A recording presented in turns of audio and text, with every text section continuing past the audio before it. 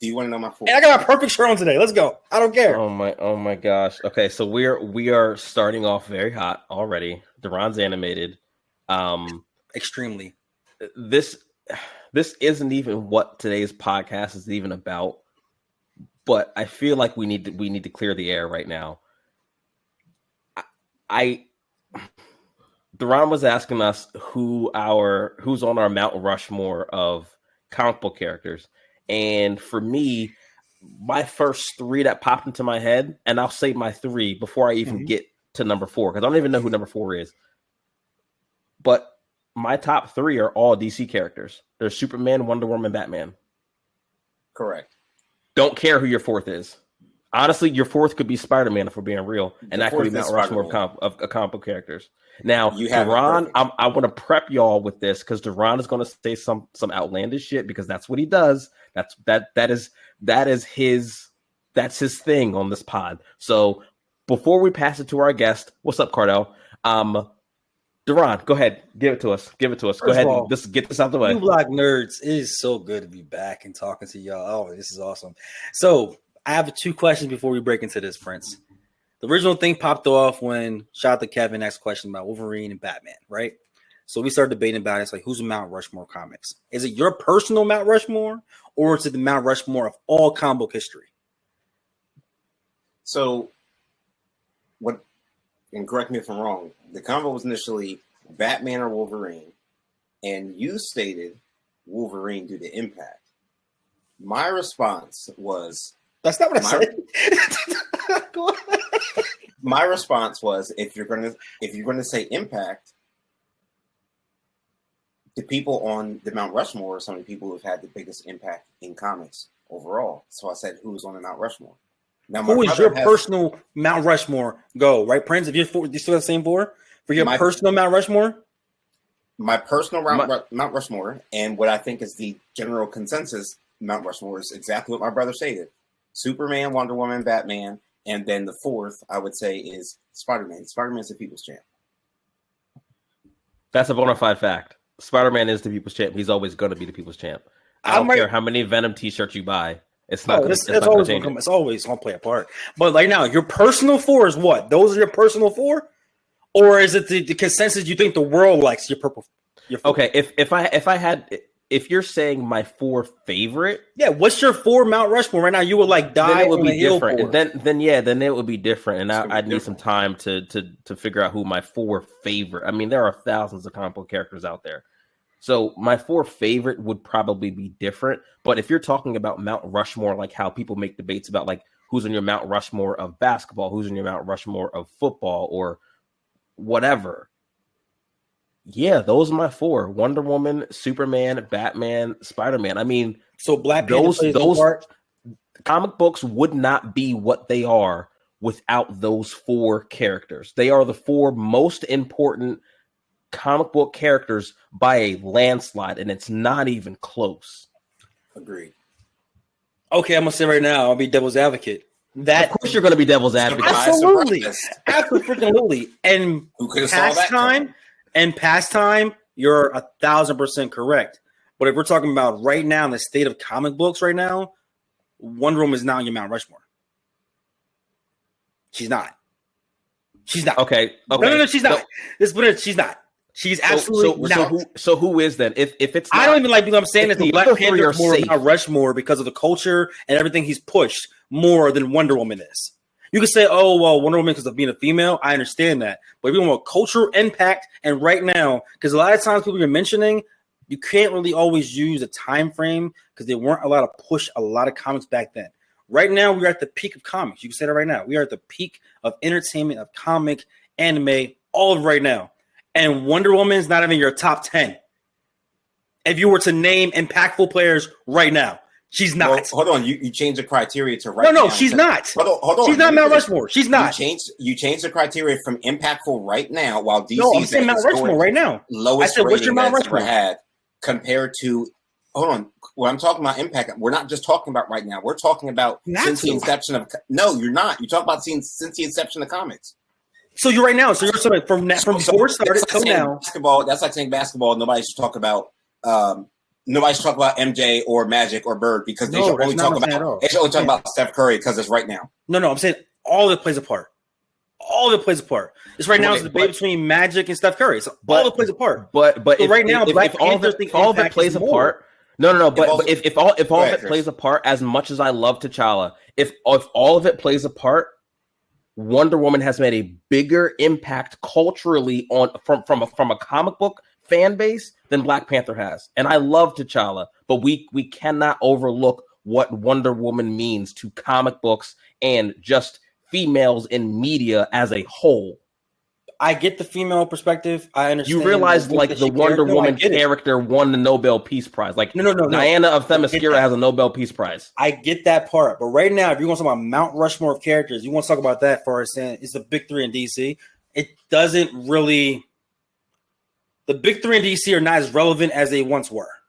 We're not talking about just right now. Spider-Man, we all can agree. Spider-Man's going no matter what. And I don't even like Spider-Man like that. But I'm Kareem Abdul-Jabbar, but he's still like one of the 3 greatest basketball players that's ever walked the face of the planet. That's still Darron, you're making an argument versus you're making a recency bias argument. You're making an argument based off, right this second. It's all of it. It's all included. You can't just put out, say, I'm going to stop at 2000 and not going to count 2000 to 23. You have to count all of it. Right now, Wonder Woman, we have a toss up right now. We all agree Spider-Man's part of it, right? We all agree Spider-Man's part of it. We all agree Superman's a part of it. Now you're going to say Batman is literally that guy, and he has to be on it no matter what. Is that all you're saying? So the 4th slot we're debating about, or even have a conversation about, is the impact of women and how they were in a comic universe and how they have portrayed from the beginning of time till now. And then you have culture when Black Panther. Which one? Either honestly, both answers you could be correct, but which one is more impactful? I wouldn't be mad. I wouldn't be mad if someone were to try to substitute the 4th spot with those for a Black Panther. I would not be mad at that at all. Again, this is like we're talking. This is like talking about who's your starting 5 all time in basketball. Everyone's going to have a different list, and you can make valid arguments for all of them. Me personally. Mm-hmm. I think those 4 characters that we talked about, Superman, Wonder Woman, Batman, and Spider-Man, I think they're untouched. So you don't think Iron Man plays a part in any of this? I don't think Iron Man can hold a candle. Iron Man was just didn't get popping until I graduated high school, bro. Got you. Yeah. So you're burnt out. So if you're saying this until you was graduated high school, so let's go 30 years, 40 years, because you're old as a mug. Let's go from that time period, right? So we're going to go for Wonder Woman and say that her impact. You're older than me, by the way. Hey, you try to sneak that in there. Audience don't know that, okay? Anyway, if you go into the impact of that, I would say it's almost the same impact in a downslope for Wonder Woman. I'm not trying to say that she's not an impactful character. I'm not. If there's top 5, she's top 5. I get it. I'm just talking about as far as the moving the meter forward. And what plays a bigger impact and actually has you can't tell the history of comic books without this character. You can say both of them, but I know you can say both. But I personally would say Wonder. I'm going to say Black Panther. So let me jump in here. Are you going to drop Superman or are you going to drop Batman? Which one? Are you going to say Batman or Black Panther? I'm going to drop Black Panther. Okay, you're saying that, these are your bias opinion no matter what, right? No, it's not bias. No, I think you're like severely discounting the impact that Diana and Wonder Woman, like as a whole, has had on women in comics and women in general, not just in the U.S., but like on the entire planet. Like you don't have Storm, you don't have you don't have none of these females in comics without Diana. I agree, and I think that impact is a lot higher, especially since it goes back a bit further than Black Panther's introduction, and Black Panther's kind of reintroduction in recent years that has really been the cultural impact I think you're referring to. I don't think supersedes the 60, 70 years of Diana's contributions to comic books as a whole. I agree. I mean, I would agree with you. And look, I honestly, I think this could be a whole podcast episode in and of itself. Yes. I don't want to get too derailed. We've already spent almost 10 minutes on this. I love it. So with that being said, welcome back, everybody, to the New Block Nerds podcast. I'm your host, Chris, a.k.a. Prince. with the homie Darron, aka Minute Grizzly, and we have a special guest today, my brother Cardell. Say what's up to the people, y'all. What's up, y'all? What's good, people? What's going on? So today, guys, we are going to get into another debate, not the debate that we were just talking about. That's going to have to be another podcast in and of itself. It could take 30 minutes. It could take an hour. Could take 3 days. I don't know. You guys just have to like, subscribe, and find out. Anyways, today we are going to touch on a pretty juicy topic. We're talking about villains today. So, there's always this talk in fandom about what comic book villains are sympathetic and who have righteous causes. And we were talking about this amongst our friends group chat this past weekend. And it's a tricky one. So basically the crux of this whole discussion is centered around, I guess who would you rather follow might be the wrong question, but and something around who would you follow, or whose cause is more righteous and whose cause is a little bit more sympathetic or easier to accept. And we're talking between none other than Magneto and Killmonger. Now, those of you who have just gotten into comics or just figured out who Killmonger was just from the Black Panther movie, I feel like, oh man, this is going to be good. I feel like there is a lot to be sympathetic about, as is Magneto. I think, before we get into the discussion, Darron, I really want you to kind of just give a brief little overview of kind of both of their backstory, so people who maybe are not up to date on Magneto's backstory and Killmonger's backstory, kind of where they come from and what their comic origins are and stuff like that, before we get into the meat and potatoes of this discussion. So there's been several changes to Magneto due to how the world history is played from the Holocaust incident, but in jurisdiction that he's a Jewish superhero that people were discriminated against over in Germany. I don't want to go into detail. I'm not sure our listeners. I want to be basically that because of his religious beliefs and who he wanted to be, his family was basically captured and basically disposed of. He survived with mutant powers, had the ability to control. I think is one of the craziest powers there ever was. So progresses and goes to the point that he changed his name multiple times. He has kids. And then he actually forgets all about his kids, but his love for humanity is no longer there. He just really hates people in general for how he was treated and how his family was treated. When his father served in the country, the army for actually Germany, and actually thought that they would be protected, and it did not happen. And then we go to Killmonger. Killmonger, in a nutshell, is you have the comic book Killmonger, then you have the Black Panther Killmonger. We're going to focus more on the Black Panther movie Killmonger because that one is more... That one's a little spicy. It's just that one just hits home more than anybody else. Pretty much a person that felt that he was betrayed by his homeland, that his father, everything else, and how he should be like the rightful heir and should have some kinds of heritage of what's going on in his kingdom. And he was basically disposed of, put in Oakland. Everybody knows Oakland. Oakland is not a place where you raise and you just love everybody. It's a bad, hard city. So he becomes a very talented killer, and he has the markers to prove it, as the movie shows, and then becomes very bitter and wants revenge. So when it comes down to it, they both were mistreated by, you could say, their peers and their fellow loved ones, and they both have anger and revenge. But which one would you rather fall under?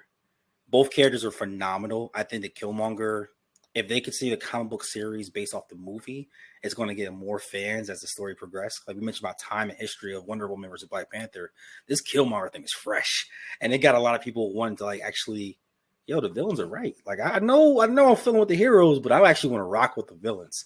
So like Cardell, how did you feel about Killmonger's stand? Like his stance. Yeah. Well. And when we discussed this previously, I kind of went into more detail about that. But I don't think that him and Magneto's philosophies and viewpoints are that different. Okay. They both come from minority groups that, they obviously both felt like were subject to a lot of persecution and injustice. They both want to prevent that from happening to their people again, and take strides to prevent that from happening in the future. I think the big difference between those two is proactive versus reactive. Magneto's like, yo, we're going to go over here. The Brotherhood's going to go live on this island. We're going to mind our business. We don't really fuck with humanity. We think y'all are a dead end. We're the next step in every evolution. But if you leave us alone, we'll leave you alone. If you come over here, we're going to fuck you up. But if you leave us alone, we'll leave you alone. Yo, I'm sorry.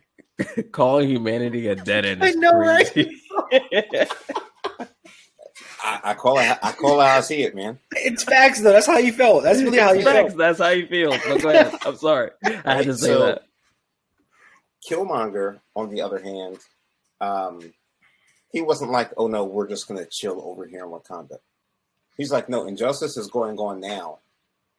We're going to wipe the slate clean, and we're going to start fresh with us on top and see how this shit rocks out. I'm not going to wait for them to come knocking on Wakanda's door. I'm going to send vibranium to every major city, distribute it to the people in the field, and we're going to tear this shit down brick by brick. So I think that's the major difference between the two is the proactive versus reactive response. So the first thing when I ask myself who would I support or who would I follow in that regard, is am I a part of one of these in-groups? Magneto is not going to allow any humans in the Brotherhood. So if I'm a human in this scenario, it doesn't matter if I support Magneto. I can't rock with y'all because he's not going to let me rock with y'all.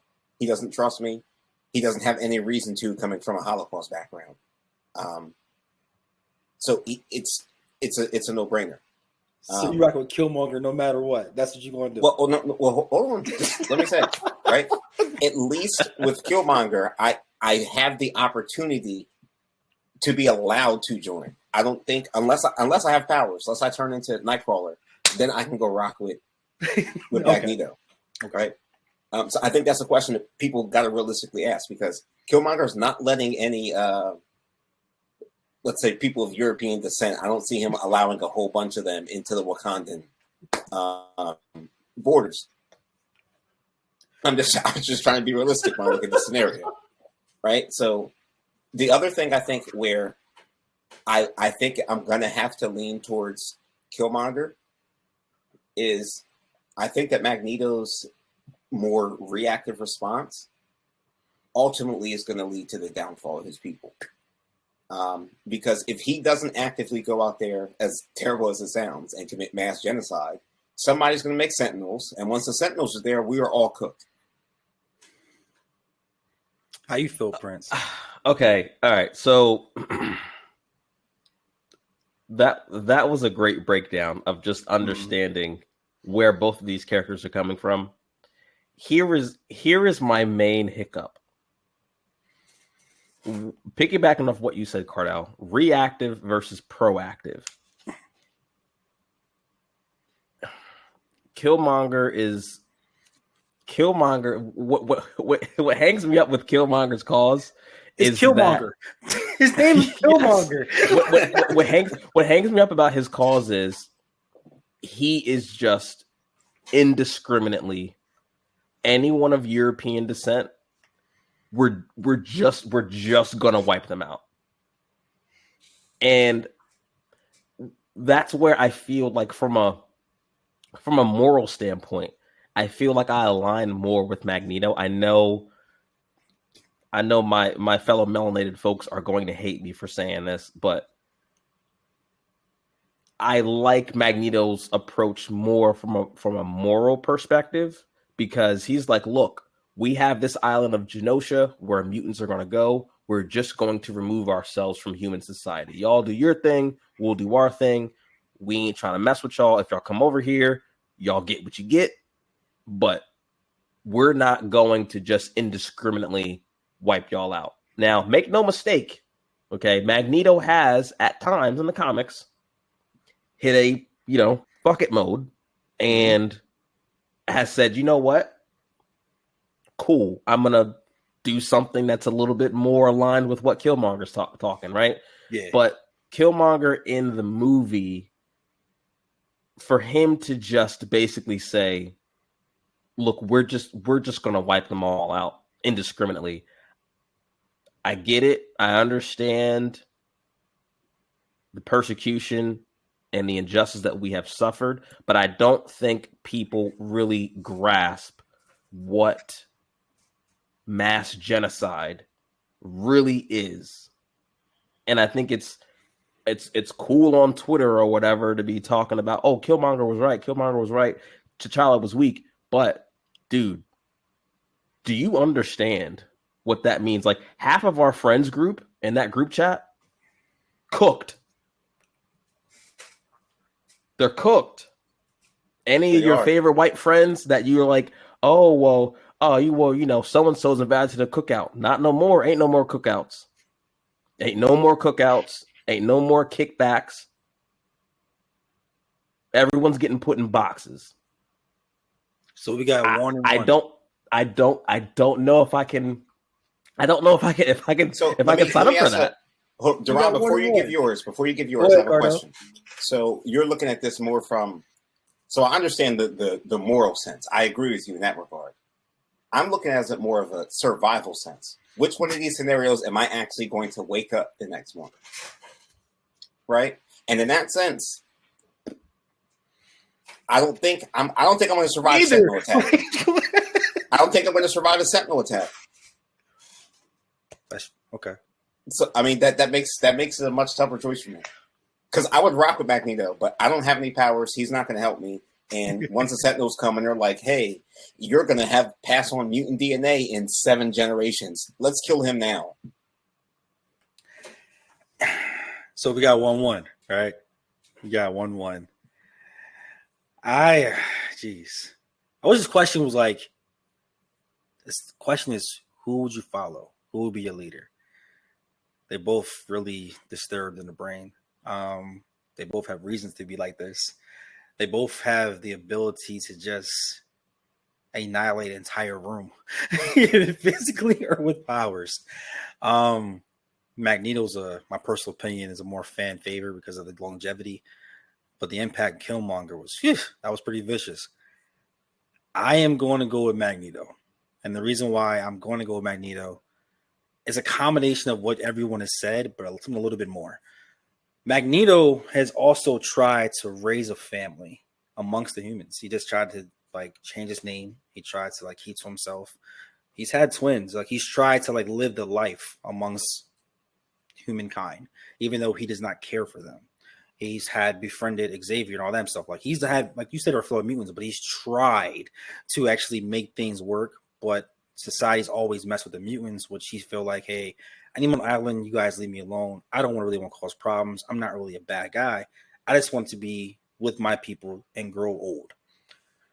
Killmonger on the other side, watchdogs and everything. He wanted to alliterate even children. He wanted everyone gone. And on top of that, even people in Wakanda, if you didn't ride with him or you didn't approach or just kneel to him, you were going too, including people of color. So it wasn't just a European thing. It was anybody who did not align with his emotional radar that day. So you're saying survival instinct? That man wake up in a bad mood. Yo, you not rocking with me? You got turkey? I wanted ham. What you mean? I wanted sauce. No, you done. That's him versus Magneto's if you come to my island and you're doing something to provoke my people, I'm going to protect them. I like that moral compass better, knowing that I actually can sleep and I'm fine and let you come and mess with me. Killmonger wanted to kill children. He trained and had marks on his body to show you guys literally how many people I killed. It wasn't, no, this is because you're from this region of the world. No, it was his people in general. He just wanted everyone dead. He wanted revenge on any single person that crossed his path that did not align with his thought pattern. I'm cool. I'm just gonna stay over here. Magneto, what you want to do, bro? You want to stay over here? I got you, bro. That's all it's gonna be. So, me personally, are you a mutant in your scenario? Nah, I'm just saying, period, in general. Like, which one, like the Prince of Moral Compass? I rather would follow someone who I know is trying to protect his people and has an end game. I think Killmonger's end game is everyone can be dead. He's basically on a chair by himself, and he's still happy. That's a big difference. Yeah, I think this is more of kind of like an outside fodder. Say that again. Are you cool with being battlefield fodder when the Sentinels come in a year and a half? That's still something that may happen. Y'all may actually humans may leave him alone. There's a chance for that. With Killmonger, there is no leaving alone. Have you met any humans? Yeah. Okay. I'm just saying. I'm gonna rock with him. Are coming. But Killmonger's already sending people. He's sending what he wanted to kill bloodlines, bro. Okay, bloodlines. I know we would lose a lot of friends. I would be crying in my vibranium Lambo. But here's the thing, though. I think for me, like I approached this question as kind of like an outside looking in. I didn't put myself in like if they were real today. I just kind of just from a philosophical standpoint, like who would I want to follow or whose cause do I think is more just? At the same time, too, Magneto was not just going to let the Sentinels be created. Right. So that's something that he knows would be, a pretty much an end game button for the humans. Right. So, and they kind of touched on this on the Days of Future Past movie where he wants to kill that guy. Now, unfortunately, the killing of that guy pushes the humans to actually greenlight the Sentinel program. So, I mean, they were kind of screwed either way at that point. But again, man, this is why this discussion is such a good topic to have, because I can totally see why someone would say, "Oh, nah, I'm rocking with Killmonger." But yes. the thing is, dude, like he is taking vengeance to a completely other level that is not fathomable. That is not fathomable of anything that we've even seen in real life. And as bad as human history is, I mean, we're talking billions of bodies. Well, I think the main difference is morally, I would go with Magneto. But if I actually wanted to survive the scenario, if I was thrown into it, I would have to rock the Killmonger. He's like, yo, I ain't taking no chances, bro. Killmonger it is. I respect it. I respect it. If it's just a moral thing, I'm rocking with Magneto. Like, I agree with your points there. It's no question on that. It's just I just don't think I survive the Sentinels now. Like, that's my biggest concern. If I got vibranium, like, I might be all right. Okay, here's the thing though, Cardell, to Darron's point. Where Killmonger's head was at, if he had succeeded in that first wave, he wasn't going to stop at all.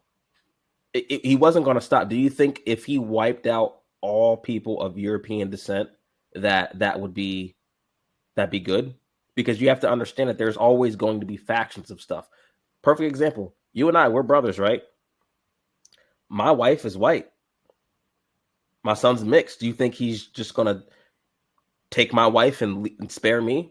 He's going to say, no, you're in bed with the enemy. I'm going to kill you too. And I'm going to kill your son. Now, where do we go from here? We're not going. Yeah, it's where do we go from here? Magneto's the man. Yeah, we're not going. Magneto's the man. You just. Well, I might have to sit down and have a beer with Killmonger and just figure out, like, it's like, what is we doing? Is it paper bag test? Like, what is we doing? Paper bag test. Hey, look, you saw firsthand when he told them to burn all the heart-shaped herbs, and she was like, "What do you mean?" And what did he say to her? He said, "When I tell you to do something, I mean that shit." And that was his own fair. That is his style of government. Yo, fellas, we should have added Thanos into this mix, but that's the next conversation. Let me get that. But there's some moral compass things. Like, we want to dive more into the character's psyche and like why they did what they did. Would you rock with them? Would you not rock? Who was right? Who was wrong? These two being like the starting topics is just. It's cool, man. I'm looking forward to these future conversations. I really am. Yeah, I think Thanos is an interesting one, but I think I think Magneto and Killmonger are probably the most alike.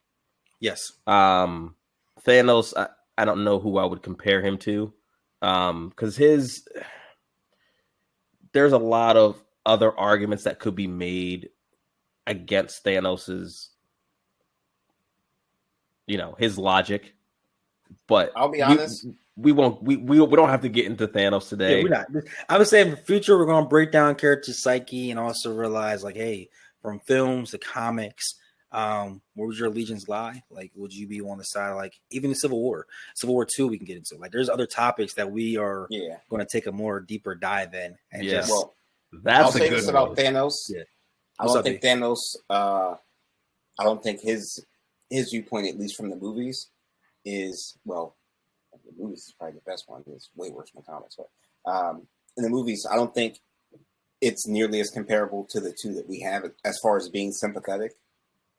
Because it's like, bro, you could have just fucking doubled the resources instead of killing half the people. Like, well, without making this a discussion about Thanos, I think that his logic was probably, but if you double the resources, people are just going to continue to consume and populate, and we're going to have the same problem that we have now. We're just kicking a can down the road. Bro, like, this is fun. I'm looking for debates of, like, Jean Grey. I'm looking for more debates of just, like, we're going to do, like, a tournament style, like, of just DC versus Marvel characters, as far as, like, it's not just the power source, because the power source answers are pretty simple. Like, everyone's on the grid. As far as, like, just who you build a team with, like stuff like that. That's so cool. Yeah. The one you brought up, the one you brought up about, whose side would you be on, Civil War and Civil War 2? That's one that deserves a discussion, because I know what side I would be on. Team Cap. Team Cap all day, baby. Team Cap all day long, and twice on Sunday. But yeah, I don't know. I love this. I love these kinds of discussions because I feel like we could talk about this forever. But you guys, let us know in the comments. Don't forget to like, comment, subscribe. Let us know what side you guys would be on. Please don't turn this into a race war in the comments. No, like to keep things very cordial here. I understand Killmonger may have a lot of folks triggered, but it's just a hypothetical question, guys. Let's just about revenge and character development versus someone like proactive, reactive. Keep it like that. Keep it simple. Let's keep it light. Let's keep it friendly. We love everybody. That's why Darron and I chose Magneto. And then we have his guest that comes, because he is who he is. I'm